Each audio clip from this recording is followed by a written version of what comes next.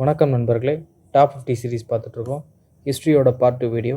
So நேற்று ancient medieval cover பண்ணோம். இன்றைக்கி நம்ம மாடர்ன் பார்க்க போகிறோம். தமிழ் ஆஸ்பிரண்ட்ஸ் கிளப்போட ஆப்பில் அவைலபிளாக இருக்கக்கூடிய கோர்சஸ் கொடுத்துருக்காங்க. செக் பண்ணி பார்த்துக்கோங்க. ஃபஸ்ட்டு கொஸ்டின் போகலாம். The first English factory of Bengal was set up on the banks of the river dash in 1651. அதாவது பெங்காலில் எஸ்டாப்ளிஷ் பண்ண இங்கிலீஷ் ஃபேக்ட்ரி எந்த ரிவரோட பேங்க்கில் ஏற்படுத்தினாங்க அப்படின்னு சொல்லி கேட்குறாங்க.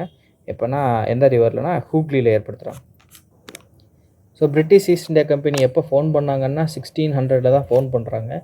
ஸோ நமக்கு தெரியும் பிரிட்டிஷ் ஈஸ்ட் இந்தியா கம்பெனி எந்த முகல் ரூலர் இந்தியா இருக்கும்போது இந்தியாவுக்கு வந்தாங்க அப்படிங்கிற கேட்ட கேள்விக்கு நம்ம எப்போவும் ஜஹாங்கீர்னு சொல்லுவோம்.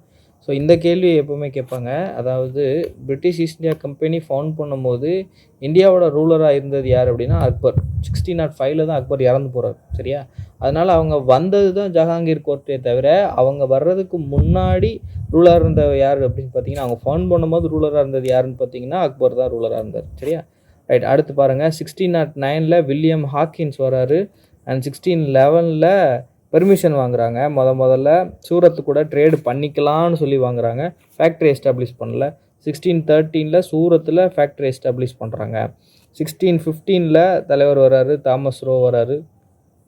ரொம்ப இம்பேக்ட்ஃபுல்லான சேஞ்சஸ் நிறையா பண்ணியிருப்பார். நிறைய விஷயங்களை பெர்மிஷன் வாங்கி கொடுத்துருப்பார். இவருடைய வருகை வந்து பிரிட்டிஷ் ஈஸ்ட் இந்தியா கம்பெனிக்கு நிறைய நன்மைகளை வாங்கி கொடுத்துருந்துருக்கும். 1660 மசூலிப்பட்டினத்தில் ஃபேக்ட்ரி செட் பண்ணுறாங்க. சவுத் இந்தியாவில் ஃபஸ்ட்டு அவங்க தங்களுடைய ஃபேக்ட்ரி செட் பண்ணுறாங்க. 1640 என்ன நடக்குது அப்படின்னு பார்த்தீங்கன்னா, மெட்ராஸை ஃபோன் பண்ணுறாங்க. ஆக்சுவலாக 1639 இடம் வாங்கி அந்த இடத்துக்கு வந்து கன்ஸ்ட்ரக்ட் பண்ண ஆரம்பிச்சிருவாங்க. நம்ம சொன்ன போல் கேள்விப்பட்டது போல் சென்னப்ப நாயக்கர்கிட்ட இருந்து அந்த இடத்த வாங்கி அவரோட பேரை வைக்கணும் அப்படிங்கிறதுக்காக சென்னை பட்டணம்ங்கிறது தான் கேட்கவே வருவாங்க. பட் அவங்க பின்னாடி அதை மட்ராஸ் அப்படின்னு சொல்லி பேர் மாற்றிடுவாங்க.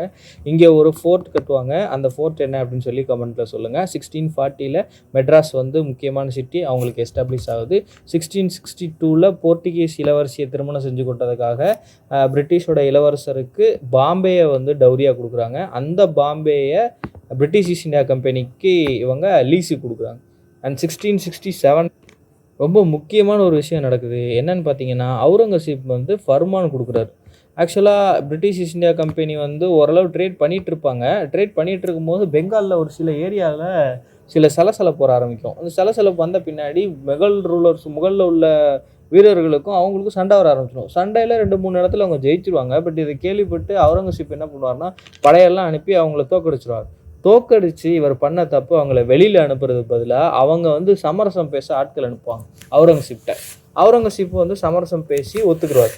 அதை ஒத்துக்கிட்டு அவர் ஒரு ஃபர்மான் ரிலீஸ் பண்ணுவார். இந்த ஃபர்மான் அப்படிங்கிற வார்த்தைக்கு மீனிங் என்ன அப்படின்னா, ராயல் ஆர்டர் அப்படிங்கிறதா பொருள். இந்த ஃபர்மானில் பிரிட்டிஷோட ட்ரேடு வந்து ஈஸ்ட் இந்தியாவில் நடக்கக்கூடிய ட்ரேடு வந்து இன்னும் வந்து தொடர்றதுக்கு அவர் அனுமதி வழங்குவார். அண்ட் 1691 ஜாப் சார்னாக் அப்படிங்கிற ஒருத்தர் 3 வில்லேஜஸை வாங்குறாரு. சுதநதி, கலிகட்டா, அப்புறம் கோவிந்தபூர். இந்த 3 வில்லேஜஸ்க்கான அவங்க பெர்மிஷன் வாங்குறாங்க. இந்த 3 வில்லேஜஸையும் டெவலப் பண்ணிக்கிறதுக்கான பெர்மிஷன் வாங்குறாங்க. இது டெவலப் ஆகி கல்மினேட் ஆகி வந்தது தான் என்ன அப்படின்னு பார்த்தீங்கன்னா, கல்கட்டா அப்படிங்கிற முக்கியமான ஒரு நகரம். சரியா? 3 முக்கியமான நகரம் அவங்களுக்கு வந்துருச்சு. ஈஸ்ட் இந்தியாவில் கல்கட்டா, வெஸ்ட் இந்தியாவில் பாம்பே அண்ட் சவுத் இந்தியாவில் மெட்ராஸ். ஸோ இது 3ஐயுமே கவர் பண்ணிட்டாங்க. ஸோ இது அவங்க இன்ட்ரொடக்ஷன் ஸ்டேஜ். அவங்க வந்து இந்தியாவில் ஃபேக்ட்ரி செட் பண்ணி எஸ்டாப்ளிஷ் ஆகும். த Portuguese explorer Vasco da Gama first came to India via which sea route? So அவர் கேரளாவில் வந்து இறங்கினாருன்னு நமக்கு எல்லாருக்குமே தெரியும். நாம் படிச்சது கோழிக்கோடில் வந்து இறங்கினாருன்னு தெரியும். இங்கே வந்து கப்பக்கடவு அப்படின்னு சொல்லி கொடுத்துருக்காங்க. ஸோ ஆன்சர் வந்து என்ன அப்படின்னு பார்த்தீங்கன்னா, கப்பக்கடவு தான். கப்பக்கடவு கேரளா வேறு ஆப்ஷன் இல்லை. ஸோ நம்ம வந்து ஸ்ட்ரைட்டாக போட்டலாம். கோழிக்கோடு டிஸ்ட்ரிக்டில் இருக்கக்கூடிய ஒரு பகுதிங்க. இதை கப்பேட் அப்படின்னும் சொல்லுவாங்க. சரி, இந்த பகுதியில் தான் அவர் வந்து இறங்குறார். முதல்ல போர்ச்சுகீஸ்லேருந்து பார்த்லோமே டயஸ் அப்படிங்கிற ஒருத்தர் தான் இந்தியாவுக்கு வழி தேடி கிளம்புறாரு. அவர் வந்து கண்டுபிடிச்ச இடம் தான் கேப் ஆஃப் குட் ஹோப். அதுலேருந்து இந்தியாவுக்கான வழி கிடச்சிரும் அப்படிங்கிற ஒரு நன்னம்பிக்கை வந்தனால அதுக்கு அப்படி ஒரு பேர் வச்சுட்டு போயிட்டார். 10 வருஷம் கழித்து வந்தவர் தான் வாஸ்கோ ட காமா. 1498 அவர் வந்து இறங்கின இடம் தான் கலிகட், கோழிக்கோடு. அண்டு அப்போ அவரை வரவேற்ற மன்னர் ஒரு இந்து ரூலர் ஒருத்தர் இருப்பார். அவர் பேர் ஜாமோரின் அப்படிங்கிற ஒரு மன்னர் வந்து அவங்கள வரவேற்றிருப்பாங்க. ஸோ இந்தியாவினுடைய கடற்கரை ஓரை மாநிலங்களும் சரி அல்லது அரசுகளும் சரி ட்ரேடுனால நிறைய லாபம் பெறனால இந்த மாதிரி வெளிநாட்டிலேருந்து வரக்கூடிய எக்ஸ்ப்ளோரர்ஸை இவங்க நிறையா வரவேற்று உபசரிக்கிறாங்க. ஸோ சமரின் வந்து வாஸ்கோடகாமாவுக்கு ஒரு நல்ல ஒரு மரியாதையை கொடுக்குறாரு. வாஸ்கோடகாமா 2வது முறை வந்தது வந்து 1502, பின்னாடி 1520s ஒரு தடவை வருவார். அண்ட் வந்த பின்னாடி அவர் இறந்து விடுவார், இங்கேயே புதைச்சிருவாங்க.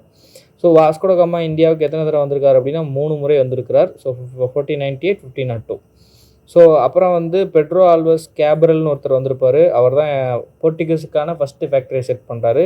1500 எங்கே செட் பண்ணுறாரு அப்படின்னு பார்த்தீங்கன்னா கேலிக்கட்டில் தான் செட் பண்ணுறாரு. அண்ட் அதுக்கப்புறம் போர்ட்டுகீஸ் வந்து தன்னோட ரூலை எஸ்டாப்ளிஷ் பண்ணுறாங்க. இதில் 3 முக்கியமான கவர்னர்ஸ் இருக்காங்க. Francisco de Almeida, Afonso de Albuquerque and Nuno da Cunha. Francisco de Almeida is known for his policy called as blue water policy.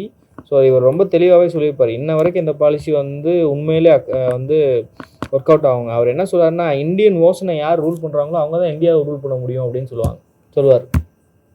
நீங்கள் இந்தியாவை சுற்றி இருக்கக்கூடிய கடலில் யார் ரூல் பண்ணுறாங்களோ அவங்க தான் இந்தியாவில் உள்ள நிலத்தையும் நீங்கள் ரூல் பண்ண முடியும் அப்படிங்கிற விஷயத்த சொல்லுவார். இதைத்தான் பாலிசி ஆஃப் ப்ளூ வாட்டர் அல்லது ப்ளூ வாட்டர் பாலிசி அப்படின்னு சொல்லுவாங்க. இதை ப்ரொப்போன் பண்ணது யாருன்னு அடிக்கடி கேட்டுகிட்டே இருப்பாங்க, Francisco de Almeida. Alfonso de Albuquerque was called as forefather of William bending.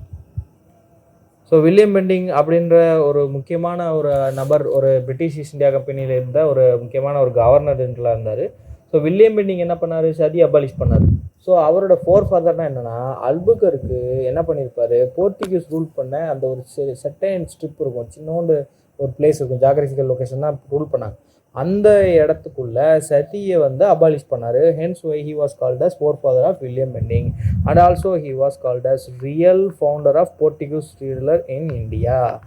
Francisco de Almeida நிறைய விஷயம் பண்ணார். அவர் பண்ணது எல்லாத்தையும் கன்சாலிடேட் பண்ணி அதை எக்ஸ்பேண்ட் பண்ணது யார் அப்படின்னா அல்ஃபோன்ஸ் டி அல்புகர்க்கு. அண்ட் அதே போல் விஜாப்பூர் சுல்தான்கிட்ட இருந்து கோவாவை வந்து கைப்பற்றினதும் இவர் தான்.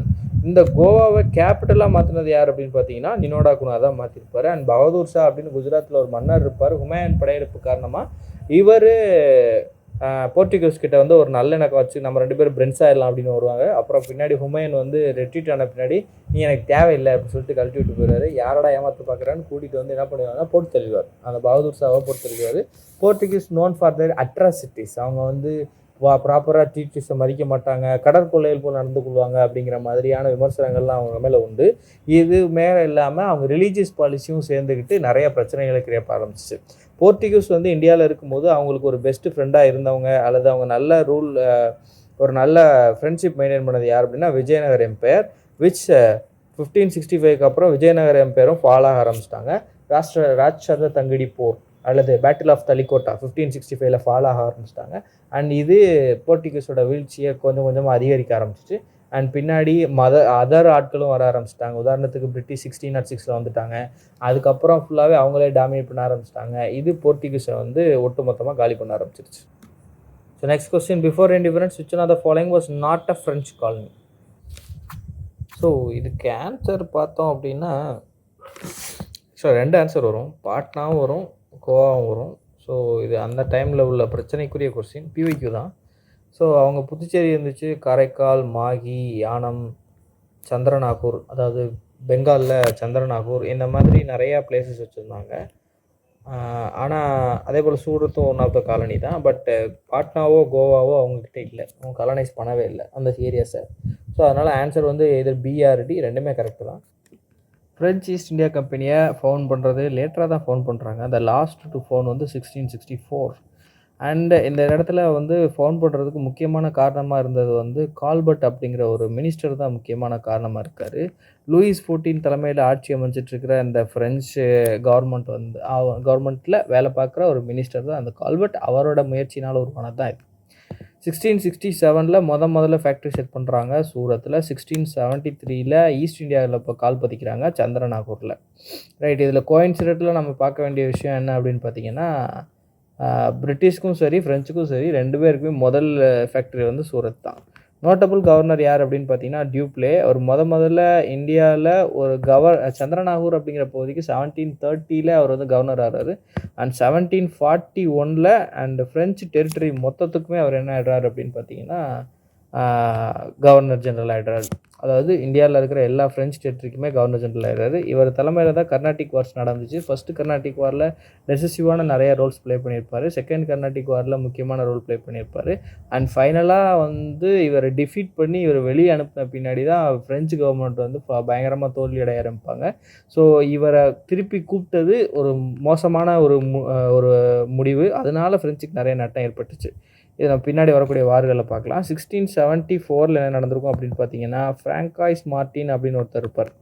இவர் என்ன பண்ணுறாரு, பாண்டிச்சேரியை வந்து ஃபவுண்ட் பண்ணுறாரு. ஃப்ராங்காய்ஸ் மார்ட்டின் பாண்டிச்சேரியை ஃபவுண்ட் பண்ணுறாரு. Tassos appointed a council of 8 ministers which was named Ashtapradhan, the supreme head of civil government. அஷ்டபிரதான் யாருங்க, சிவாஜி மகாராஜ் தான் வந்து இதை ஃபவுண்ட் பண்ணுறாரு. ஸோ அஷ்டபிரதான் அப்படிங்கிற அமைச்சர்கள் குழு வச்சிருந்தது வந்து சிவாஜி. அண்ட் அஷ்ட திக்கஜம் அப்படிங்கிற அமைச்சர்கள் குழு வச்சிருந்தது வந்து கிருஷ்ணதேவராயர். அண்ட் அஷ்டாங்க மார்கா அப்படிங்கிறது புத்திசத்தினுடைய ஒரு வழிமுறை. 8 ஃபோல்டு பார்ட் அப்படிங்கிறது தான் அதோடைய மீனிங், 8 ஃபோல்டு பார்ட். அப்புறம் நவரத்னா அப்படின்னு மினிஸ்டர் கும்பல்ஸ் வச்சிருந்தது யார் அப்படின்னு பார்த்தீங்கன்னா Chandragupta II. in which year the third battle of Panipat was fought? 1761. Okay, ஆமோசா அப்தாலி வந்து ஒரு ஆப்கன். ஸோ இவங்களுக்கும் முகல்ஸுக்கும் சின்ன சின்ன கிளாஸ் வருது. இவங்க என்ன பண்ணுறாங்க அப்படின்னா, லாகூரை கைப்பற்றுறதுக்கு ஒரு ஆள் அனுப்புகிறாங்க. அதே சமயத்தில் முகல்ஸுக்கு வந்து போதுமான சப்போர்ட் இல்லாமல் இருக்குது. ஸோ இப்போ முகல்ஸுக்கும் மராத்தாஸுக்கும் இடையில ஒரு அக்ரிமெண்ட் சைன் பண்ணிக்கிறாங்க. இதன் அடிப்படையில் 2-3 பிளேசஸை வந்து அம்ரிஸ்டர் உட்பட சில பிளேசஸை வந்து முகல்ஸ் வந்து மராத்தாஸ்க்கு ட்ரான்ஸ்ஃபர் பண்ணுறாங்க. அதில் ஒரு பிளேஸ் தான் லாகூர். இப்போ லாகூரை யாருக்கு சொந்தங்கிறாங்க, மராத்தாஸ்க்குன்னு கொடுத்துட்டாங்க. இப்போ ஆப்கானில் வந்து லாகூர் மறுபடியும் வந்து எங்களுக்கு சொந்தம்னு சொல்லி பேசிகிட்டு இருக்கிறாங்க. இப்போ இந்த லாகூர் கன்டென்ஷனில் ஆமோசா அப்தாலியோட ஒரு ஆளுக்கும் அவரோட ஒரு ஜென்ரலுக்கும் மராத்தாஸ்க்கும் சண்டை வரும். ரகுநாத் ராவ் அப்படிங்கிற ஒருத்தர் தான் பேஷ்வா பாலாஜி பாஜிராவோட தம்பி ரகுநாத் ராவ். ஆக்சுவலாக அண்ணன் தம்பி 4 பேர் இருப்பாங்க. பாலாஜி பாஜிராவ், ஷாம்ஷேர், சதாசிவ ராவ், ரகுநாத் ராவ் அப்படின்னு சொல்லி 4 பேர் இருப்பாங்க. இதில் அண்ணன் தான் வந்து பேஷ்வாவாக இருப்பார். பேஷ்வா பாலாஜி பாஜிராவ், சரியா? பாஜிராவ் 1ஓட பையன் பாலாஜி பாஜிராவ். இவங்க 3 பேர் இருப்பாங்க. அண்ட் விஸ்வாஸ் ராவ் யார் அப்படின்னு பார்த்தீங்கன்னா பாலாஜி பாஜிராவோட பையன் விஸ்வாஸ் ராவ். இவருக்கு 3 பசங்க இருப்பாங்க. விஸ்வா ராவ், அப்புறம் வந்து மாதவ் ராவ், அப்புறம் நாராயண் ராவ். இது 3 பேர் இவங்களோட பையன், சரியா? இது ஒரு கதை. இந்த கதையை கேளுங்க. நான் இந்த ஏன் கதையை சொல்கிறேன் அப்படிங்கிறது வந்து உங்களுக்கு புரியும், நான் முடியும் போது புரியும், சரியா? இப்போ இந்த லாகூர் கண்டென்ஷனில் என்ன பண்ணுவாங்கன்னா, ரகுநாத் ராவ் அனுப்புவாங்க. ரகுநாத் ராவ் வந்து ஆமோசா அப்தாலியோட ஆளை அடித்து துரத்திட்டு ராகுலை கேப்சர் பண்ணிட்டு வந்துடுவார். இப்போ இது வந்து அவருக்கு ஒரு அவமானமாக போயிடும். ஸோ ஆமோசா அப்தாலியே டேரெக்டாக வந்துடுவார். ஆமோசா அப்தாலி வந்து மீட் பண்ணுற அவுட் போஸ்ட் தான் பானிபட். ஸோ இப்போ இவங்க யாருக்கு பிஹாஃபாக சண்டை போட்டாங்கன்னா, முகல்ஸுக்கு பிஹாஃபாக தான் சண்டை போட்டாங்க. இந்தியாவை ரூல் பண்ணுறது முகல்ஸ் இல்லையா? அப்போ முகல்ஸை ஸ்ட்ரைட்டாக கண்டென்ட் பண்ணுறாரு. இப்படி கண்டென்ட் பண்ணும்போது மறுபடியும் வந்து மராத்தாஸ்ட்டை தான் சப்போர்ட் கேட்குறாங்க. அப்போ அந்த பேஷ்வா தான் என்ன பண்ணுறாருன்னா, சரி ஃபைட் போட்டுக்கிறோம், நீ நானும் பார்த்துக்கலாம்னு சொல்லி ஆரம்பிக்கிறதா தேர்ட் பேட்டில் ஆஃப் பானிபட். இந்த தேர்ட் பேட்டில் ஆஃப் பானிபட்டுக்கு யார் அனுப்பி வைக்கிறார் அப்படின்னு பார்த்தீங்கன்னா, தன்னுடைய பையனான விஸ்வாஸ் ராவ் ஒருத்தர், அப்புறம் தன்னுடைய தம்பிங்களான ஷாம்ஷர் அண்ட் சதாசிவ ராவ் அனுப்பி வைக்கிறார். ஆனால் ஆமோசா அப்தாலி ரொம்ப ஸ்ட்ராங்கான ஒரு ஜென்ரல் அண்ட் அவருக்கு நிறைய படைகள் இருந்துச்சு, நிறைய சப்போர்ட் இருந்துச்சு. அதனால் என்ன பண்ணிட்டாங்க, எல்லாத்தையுமே போட்டு தள்ளிட்டார். விஸ்வாஸ் ராவ், ஷாம்ஷர் அண்ட் சதாசிவ ராவ் எல்லாருமே போட்டு தள்ளிட்டார். விஸ்வாஸ் ராவ் வந்து ரொம்ப அடுத்த பேஷ்வாவாக ஆக வேண்டியவர், பாலாஜி பாஜிராவுக்கு அடுத்து பேஷ்வாவாக ஆக வேண்டியவர் விஸ்வாஸ் ராவாக தான் இருந்தார். ஸோ இவர் மையம் இறந்ததில் வந்து பாலாஜி பாஜிராவ் வந்து ரொம்ப கவலைக்குள்ளாயிட்டார், நோய்வாய்ப்பட்டு. அவர் இறந்து கொஞ்ச நாள்லேயே இவர் இறந்து போயிட்டார். ஸோ அப்போ பேஷ்வாவாக இருந்தவர் காலி, பேஷ்வாவாக வரப்போகிறவர் இருந்தவரும் காலி. இப்போ அடுத்து பேஷ்வா பவர் ஓப்பன் ஆகிட்டு இருக்கு. இதில் பாலாஜி பாஜிராவ் அண்ணன் இறந்த பின்னாடி தம்பி தான் ஆகணும்னு சொல்லி ரகுநாத் ராவ் கண்டென்ட் பண்ணுறாரு. இல்லை, அப்பா இறந்துட்டாரு, அவருடைய பையன் மாதவ் ராவ் தான் அடுத்து பேஷ்வா அப்படின்னு ஒரு ஃபைட் வருது. ஸோ மாதவ் ராவுக்கும் ரகுநாத் ராவுக்கும் ஒரு சண்டை வருது. இந்த சண்டையில் என்ன பண்ணிடுறாருன்னா, மாதவ் ராவை போட்டு தள்ளிட்டு நான் தான் பேஷ்வான்னு இவர் சொல்லிக்கிறாரு. இந்த மாதிரி நீங்கள் சட்டத்துக்கு உட்பட்டு நீங்கள் பேஷ்வாஷிப்பை வந்து இந்த மாதிரி இல்லீகலாக பிடிச்சிட்டிங்கன்னு சொல்லி நானா ஃபட்னாவிஸ்னு அப்புறம் அவருடைய கும்பல் இருப்பாங்க. இவங்கெல்லாம் சொல்லி ரகுநாத் ராவை நீ பேஷ்வா கிடையாது, மாதவ் ராவுக்கு ஒரு பையன் இருக்குது சவாய் மாதவ் ராவ், அவர் தான் வந்து பேஷ்வான்னு சொல்லி அறிவிச்சிருவாங்க. அறிவித்த பின்னாடி இவருக்கு வந்து கோவம் வந்துடும், ஆள் சப்போர்ட்லாம் இருக்காதா. அதனால் இவர் போய் ஒரு பிரிட்டிஷ்கிட்ட போய் ஒரு உடன்படிக்கை போடுவார். இப்போ பிரிட்டிஷ் உள்ளே வந்துட்டானா சும்மாவே வந்து எல்லா பிரச்சனையும் கலைஞ்சிட்டே இருப்பான். இப்போ பிரிட்டிஷ்கிட்ட போய் வாண்டடாக கொடுத்துட்டாரா. அப்போ பிரிட்டிஷ் என்ன பண்ணுவோம், இவங்க அக்ரிமெண்ட் என்ன அப்படின்னு பார்த்தீங்கன்னா, நான் தான் பேஷ்வா, நீ எனக்கு சப்போர்ட் பண்ணணும் இந்த ஆட்களெல்லாம் வெளியே அனுப்புறதுக்குன்னு. பிரிட்டிஷ் வந்து ஆட்களை அனுப்பிடுவாங்க. அவங்க 2 பேத்துக்கு நடக்கிற பிரச்சனை தான் ஆங்கிலோ மராத்தா வார். இந்த ஆங்கிலோ மராத்தா வார் 1 ஆரம்பிக்கிறதுக்கான முதல் ரீசனே என்னன்னு பார்த்தீங்கன்னா, இந்த 3 பேட்டில் ஆஃப் பானிபட் தான். இந்த கதையை சொல்றது தான் நான் இவ்வளோ பெரிய கதை சொன்னேன். ஸோ இது வந்து கொஞ்சம் புரிஞ்சா ஈஸியாக இருக்கும். இல்லைன்னா மொட்டையா இருக்கும். ஏன் வந்து ட்ரீட்டி ஆஃப் புரந்தர் போட்டாங்க, ஏன் ட்ரீட்டி ஆஃப் சூரத் போட்டாங்க அப்படிங்கிறதெல்லாம் நமக்கு தெரியாது. மொட்டையா ஞாபகம் வச்சுக்கிற மாதிரி இருக்கும். இது ஒரு ஃப்ளோவாக இருக்கும், ஞாபகம் வச்சுக்கோங்க. அடுத்து Siraj Uddaula the Nawab of Bengal was defeated in the Battle of Plassey in the year 1757. ஆக்சுவலாக பெங்காலை கைப்பற்றுறதுக்கு பிரிட்டிஷ்க்கு 2 சண்டை தேவைப்பட்டுச்சு. ஒன்று battle of Plassey. So battle of பிளாசியில் யாரை தோக்கடிச்சாங்க அப்படின்னா சிராஜ் வந்து தோக்கடிச்சிட்டாங்க. இந்த battle of Plassey is also known as battle of betrayal or battle of diplomacy. ரைட்டா? அடுத்து வந்து வர்றதா வந்து என்னென்னா பேட்டில் ஆஃப் பக்சார். ஸோ இந்த இடத்துல வந்து மிர் காசிமை வந்து தோக்கடிக்கிறாங்க. ஸோ அது கூடவே மிர் காசிம் சும்மா இல்லாமல் அண்ட் அவுது இருக்குல்லையே, அவாது இருக்குல்லையே, அதோட மன்னரையும் கூப்பிட்டு வந்தார். அவர் பேர் சுஜா உத்தவ்லா. அண்ட் அதுக்கப்புறம் முகல் எம்பரரை கூப்பிட்டு வருவார். அவர் தான் ஷா ஆலம் 2. இவங்க 3 பேரும் சேர்ந்து பிரிட்டிஷ்ட்டு தோற்று போயிடுவாங்க. ஸோ அதனால் இவங்க 3 பேருக்கும் தனித்தனியாக ட்ரீட்டிஸ் இம்போஸ் பண்ணி அவங்க தங்களுக்கு வேண்டியதை செஞ்சுப்பாங்க. அந்த ட்ரீட்டிக்கு பேர் தான் treaty of Allahabad. Treaty of Allahabad 1765 வரும். ஸோ இதில் நிறைய முக்கியமான சேஞ்சஸ் பண்ணியிருப்பாங்க. ஷா ஆலம் 2 முகல் எம்பரர் அவரே இவங்க சொல்கிற ட்ரீட்டிக்கு வந்து படிஞ்சு போக வேண்டியதாக இருக்கும். 3rd ஆங்கிலோ மைசூர் வார் எந்த இயர்னு கேட்டிருக்காங்க. ஆக்சுவலாக 1790 to 1992 90லேருந்து 92 வரைக்கும் இருக்கும். ஸோ ஃபஸ்ட்டு ஆங்கிலோ மைசூர் வார் எப்போ வரும் அப்படின்னு பார்த்தோம்னா 67லேருந்து 69 வரைக்கும் நடக்கும். அண்ட் இதில் ஹைதர் அலிக்கும் பிரிட்டிஷுக்கும் சண்டை வரும். ஸோ இதில் ஹைதர் அலி கை தான் ஓங்கி இருக்கும். அண்ட் அவர் நல்லா டாப்பில் இருக்கும் போதே, அதாவது அவரால் ஜெயிக்க முடியுங்கிற ஒரு நிலைமை வரும்போதே என்ன பண்ணிவிடுவார்னா பிரிட்டிஷ் கூட போய் ஒப்பந்தம் போட்டு சமாதான ஒப்பந்தம் போட்டுருவார். ஸோ தட் அவருக்கு டேர்ம்ஸ் வந்து சாதகமாக இருக்கும் அப்படிங்கிறதுக்காக. அப்புறம் 2nd ஆங்கிலோ மைசூர் வார் 80லேருந்து 84 வரைக்கும் நடக்கும். இதில் 82ல் பாதியிலேயே வந்து ஹைதர் அலி இறந்து போயிடுவார். அண்டு இப்போ வந்து ஹைதர் அலியும் சண்டை போட்டு இருந்திருப்பார். கூடவே திப்பு சுல்தான் அடுத்து வந்து பதவி ஏற்றிருப்பார். அண்ட் இவர் இறந்தது ரொம்ப நாள் மறைச்சி வச்சுருந்துருப்பாங்க. அண்ட் அதுக்கப்புறம் திப்பு சுல்தான் வெளியே வருவார். இதுலேயும் வந்து ஒரு முடிவு பெறாத ஒரு போராக இருக்கும். அண்ட் அவங்க ட்ரீட்டி போட்டு முடிச்சுப்பாங்க. 1793 மைசூர் வாரில் இருந்தால் பிரிட்டிஷோட கை ஓங்கி இருக்கும். ஸோ கிட்டத்தட்ட பாதி மைசூரை வந்து கேப்சர் பண்ணியிருப்பாங்க. 3 கோடி இண்டெம்னிட்டி கேட்பாங்க. கிட்டத்தட்ட திப்பு சுல்தானுக்கு வந்து ஒரு லாஸ்ட்னால நிலமையில தான் இருப்பார். அண்ட் 4th ஆங்கிலோ மைசூர் வார் தான் 1799ல் ஸ்டார்ட் ஆகும். அந்த வருஷமே முடிஞ்சு போயிடும். அண்ட் இதில் திப்பு சுல்தானை வந்து கொண்டுருவாங்க. ஸோ இதில் பிரிட்டிஷ் விக்ட்ரி அடைஞ்சிடுவாங்க. ஸோ பிரிட்டிஷ் என்ன பண்ணுறாங்க அப்படின்னா மைசூரில் உடையார் ரூலர்ஸ்னு ஒருத்தவங்க தான் ரூல் பண்ணிகிட்டு இருந்தாங்க. அவங்கள டீத்ரோன் பண்ணிட்டு தான் யார் வருவார் அப்படின்னு பார்த்தீங்கன்னா, ஆக்சுவலாக டீத்ரோன் பண்ண மாட்டார், டிஃபேக்டோ ரூலராக தான் இருப்பார். யார் அப்படின்னு பார்த்தா ஹைதர் அலி. அவங்க தான் ரூலராக இருப்பாங்க. ஆனால் சும்மா டம்மியாக வச்சுட்டு இவரே எல்லாத்தையும் ரூல் பண்ணிருப்பார் ஹைதர் அலி. திப்பு வந்து தான் என்ன சொல்லுவார்னா, நான் தான் இனிமேல் சுல்தான் அப்படின்னு சொல்லி திப்பு மைசூருக்கு ரூல் பண்ணிட்டு இருப்பார். ஸோ இதில் என்ன நமக்கு முக்கியமான விஷயம் அப்படின்னா, ஒன்றுலேயே என்னென்ன ட்ரீட்டி போட்டாங்க அப்படிங்கிறத நம்ம ஞாபகம் வரணும். ஸோ ஃபஸ்ட்டு மைசூர் வாருக்கு வந்து மெட்ராஸ் அல்லது சென்னை உடன்படிக்கைன்னு சொல்லுவாங்க. So Madras, treaty of Madras. And அதுக்கப்புறம் மங்களூர் உடன்படிக்கை, Mangalore treaty of Mangalore. And அதுக்கப்புறம் ஸ்ரீரங்கப்பட்டினம். சரியா? 4th கிடையாது. ஏன்னா அவங்க சமாதான உடன்படிக்கையெல்லாம் பண்ணல. அவங்க யாரை தோக்கடிச்சிட்டாங்க அப்படின்னா திப்பு சுல்தானை தோக்கடிச்சு கொண்டுட்டாங்க. அண்டு இந்த திப்பு சுல்தானை தோக்கடிச்சு கொன்னது யார் அப்படின்னு பார்த்தீங்கன்னா வெல்லஸ்லி தான் அப்போ இருந்தார். அண்ட் உடையார் ரூலரை திருப்பி போட்டுட்டு உடையார் ரூலர் கூட ஒரு ட்ரீட்டி போட்டாங்க. அதுக்கு பேர் வந்து சப்சிடரி அலையன்ஸ் ட்ரீட்டி. இந்த சப்சிடரி அலையன்ஸ் ட்ரீட்டியை வெல்லஸ்லி தான் வந்து கிரியேட் பண்ணி அதை தான் வந்து இம்போஸ் பண்ணியிருப்பார். Hyder Ali signed the Treaty of Madras with Britishers in which they both agreed to help each other against the common enemy. இதான் இப்போ பார்த்தோம். என்னதுங்க? ஸோ என்ன சொல்லியிருக்காங்க அப்படின்னா, ட்ரீட்டி ஆஃப் மெட்ராஸ் கொடுத்துட்டு அதோட டேர்ம்ஸை கேட்டிருக்காங்க. இவங்க 2 பேர்த்துக்குமே காமனாக ஒரு எனிமி இருக்காங்க. அண்ட் ஒருவேளை அவங்ககிட்ட இருந்து பிரச்சனை வந்துச்சுன்னா 2 பேரும் பரஸ்பரம் உதவி பண்ணிக்கிறதுக்காக தான் அந்த ட்ரீட்டி. இப்போ இதில் என்ன கேள்வினா, அந்த காமன் எனிமி யாருங்கிறது தான் கேள்வி. இதுக்கு தான் கதை புரியணுன்றது. இந்த மாதிரி கதையெல்லாம் தெரிஞ்சுன்னா நம்ம வந்து ஈஸியாக அண்டர்ஸ்டாண்ட் பண்ணிக்கலாம். இதுக்கு ஆன்சர் வந்து மராத்தாஸ். சரியா? ஏன்னா இவங்க 2 பேருக்குமே மராத்தாஸ்னால பிரச்சனை வந்துகிட்டே இருக்கும். மராத்தாஸ் வந்து அந்த டைமில் ரொம்ப ஸ்ட்ராங்காகவே இருந்துட்டு இருந்தாங்க. ஸோ அதனால் மராத்தாஸ்ட்டு இவங்க 2 பேருக்குமே நிறைய பிரச்சனை இருக்கும். ஸோ அதனால் இந்த ட்ரீட்டி ஆஃப் மெட்ராஸ் போட்டு 2 பேருக்கு பிரச்சனை வந்துச்சு அப்படின்னா 2 பேரும் பரஸ்பரம் ஹெல்ப் பண்ணிப்போம் அப்படின்னு சொல்லுவாங்க. By the way treaty of Madras வந்து எந்த மைசூர் வாரோட ட்ரீட்டி அப்படின்னா ஃபஸ்ட்டு ஆங்கிலோ மைசூர் வாரோட treaty. The first Indian origin ruler to accept the system of subsidiary alliance. இப்போ தான் சொன்னேன், சப்சிடரி அலையன்ஸ் வந்து கொண்டு வந்தாங்க இல்லையா? முதல்ல சப்சிடரி அலையன்ஸை ஏற்றுக்கிட்டது யாருன்னு கேட்கும். இதுக்கு ஆன்சர் பார்த்தோம்னா நிஜாம் ஆஃப் ஹைதராபாத் 1798 தான் அக்செப்ட் பண்ணியிருந்திருப்பாங்க. ஸோ 1798 இருந்து ஆரம்பித்து வெல்லஸ்லியோட ஒரு ஒரு உருவாக்கம் தான், கிரியேஷன் தான் சப்சிடி அலையன்ஸ் அப்படின்னா 1718 ஆரம்பித்து வரிசையாக ஒரு 4-5 ஸ்டேட் வந்து இம்பார்ட்டண்ட்டாக வந்து பார்க்க வேண்டியது இருக்கும், நம்ம ஞாபகம் வச்சுக்க வேண்டியது இருக்கும். 1798 யார்? ஹைதராபாத்து.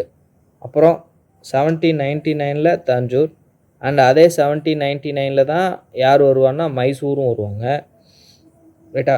மைசூர் வருவாங்க. அண்ட் அதுக்கப்புறம் 1801 அவாது கூட. அப்புறம் ரொம்ப முக்கியமாக 1802 பேஷ்வா கூட. ஸோ இந்த பேஷ்வா கூட போட்ட சப்சிடி அலையன்ஸ் தான் வந்து 2வது சண்டை காரணமாக இருக்கும். ஆங்கிலோ மராத்தாவாருக்கு இன்னொரு பிரச்சனைக்கு காரணமாக இருக்கும். அதாவது நம்ம ஃபஸ்ட் ஆங்கிலோ மராத்தாவர் சொன்னோம் இல்லையா, அதுக்கு பேட்டில் ஆஃப் பானிபட்டுக்குலேருந்து ஒரு ரீசன் வந்துச்சு இல்லையா, அதே போல் செகண்ட் ஆங்கிலோ மராத்தாவர்லேருந்து ஸ்டார்ட் ஆகிறதுக்கு இந்த பேஷ்வா கூட போட்ட சப்சிடி அலையன்ஸ் ஒரு காரணம். ஸோ மராத்தாஸ் எப்போவுமே ரொம்ப கௌரவம் பார்ப்பாங்க இல்லையா, ஸோ இந்த மாதிரி மராத்தாஸோடைய கௌரவத்தை வந்து அவமதிச்சிட்டிங்கன்னு பேஷ்வா மேலே ஒரு கோவம் வரும். பேஷ்வாவுக்கு கொடுத்துருந்த இம்போஷனையுமே பேஷ்வா வந்து அவமானமாக கருதுவார். அவர் தான் முதல்ல போய் கேட்பார், அண்டு ஒப்பந்தம் போட்டுக்கிறோம், சமாதானமாக போவோம், எனக்கு ஹெல்ப் வேணும் அப்படின்னு சொல்லி கேட்பார். அதுக்கப்புறம் நிறைய பிரச்சனைகள் வந்த பின்னாடி அவர் அந்த அவமானத்தை அவராலே சகிச்சிக்க முடியாது. அவர் என்ன பண்ணுவாருன்னா பிரிட்டிஷ் ரெசிடெண்ட்டை போய் நெருப்பு கொளுத்திடுவார். இந்த பிரச்சனை என்ன ஆகும் அப்படின்னா மறுபடியும் பிரிட்டிஷுக்கும் மராத்தாஸுக்கும் சண்டை வந்துடும். இதுதான் 1803 1805 வரைக்கும் செகண்ட் ஆங்கிலோ மராத்தா வார் அப்படின்னு சொல்லி நடக்கும். இந்த செகண்ட் ஆங்கிலோ மராத்தா வார்லேயே கிட்டத்தட்ட மராத்தாஸ் எல்லாத்தையும் டிஃபீட் பண்ணிவிடுவாங்க. எல்லா இடத்துலையும் அந்த ஒவ்வொரு லீனேஜ் இருப்பாங்கல்ல, மராத்தாஸில் மொத்தம் ஒரு ஆள் கிடையாது, மொத்தமே மராத்தாஸை பொறுத்த வரைக்கும் 5-6 பேர் இருப்பாங்க. கெய்க்வாடு, போன்ஸ்லே, சிந்தியா அப்படின்னு சொல்லி நிறைய பேர் இருப்பாங்க. ஒவ்வொருத்தரையும் தனித்தனியாக தோக்கடிச்சு சப்சிடி அலையன்ஸ் போட்டே வருவாங்க. அண்ட் மறுபடியும் ஒரு 2-3 பேர் மட்டும் விட்டு வச்சுருப்பாங்க. அதுதான் தேர்ட் ஆங்கிலோ மராத்தா வரும். அவங்களையும் தோக்கடிச்சு மராத்தாஸ் ஒன்றுமே இல்லாமல் ஆக்கிடுவாங்க. ஒரு கட்டத்தில் மராத்தாஸ் தான் முகல்ஸ்க்கு அப்புறம் இந்தியாவை ரூல் பண்ண போகிறாங்க அப்படின்னு இருந்தது. 1761 எப்படி பேட்டில் ஆஃப் பானிபட்டில் அவங்க தோத்தனால இந்தியாவை வந்து ரூல் பண்ண முடியாமல் போயிடுச்சு. Hence why battle of Panipat எல்லா போருமே ஆக்சுவலாக 3 போர் நடந்திருக்கு இல்லையா பேட்டில் ஆஃப் பானிபட்டு. நீங்கள் இதில் நல்லா பார்த்தீங்க அப்படின்னா பேட்டில் ஆஃப் பானிபட் 1 வந்து யார் ரூல் பண்ண போகிறாங்க அப்படிங்கிறத டிசைட் பண்ணியிருக்கோம். 2மே யார் ரூல் பண்ண போகிறாங்கன்றது டிசைட் பண்ணியிருக்கோம். ஆனால் 3 மட்டுமே இந்தியாவை யார் ரூல் பண்ண போகிறது இல்லைன்னு டிசைட் பண்ணியிருக்கோம். உதாரணத்துக்கு ஃபஸ்ட்டில் ஜெயித்த பாபர் இந்தியாவை ரூல் பண்ணியிருப்பார், செகண்டில் ஜெயித்த அக்பர் இந்தியாவை ரூல் பண்ணியிருப்பார். ஆனால் தேர்டில் ஜெயித்த அஹ்மத் அப்தாலி இந்தியாவை ரூல் பண்ணுறதுக்காக அவர் வரல. இந்தியாவில் ஒரு பிரச்சனை இருந்துச்சு, அதை சமாளிக்கிறதுக்காக வந்தார், அந்த பிரச்சனைக்காக வந்தார். அதே போல் இதில் அவங்க தோற்று போயிட்டனால மராத்தாஸால் இது தொடர்ந்து ரூல் பண்ணவும் முடியல. அவங்களுக்குள்ள இன்டர்னலாக நிறைய ப்ராப்ளம் வந்துருச்சு. இது மராத்தாவோட லாஸுக்கு முக்கியமான ஒரு காரணமாக இருக்குது. The first textile mill in India was established at Fort Gloucester near Calcutta in 1818. முதல்ல கல்கட்டாவில் தான் ஓப்பன் பண்ணுறாங்க. பட் அது கமர்ஷியலாக நிறைய ஃபெயிலியர் ஆகிடுது. அண்ட் அதுக்கப்புறம் பாம்பேயில் வந்து 1854 ஒன்று ஓப்பன் பண்ணுறாங்க. அதுதான் Bombay spinning and weaving company. And அதுதான் ரொம்ப சக்ஸஸ்ஃபுல்லாக இருக்குது. In Dash, British East India Company introduced an education system in India which was known as Wood's Dispatch.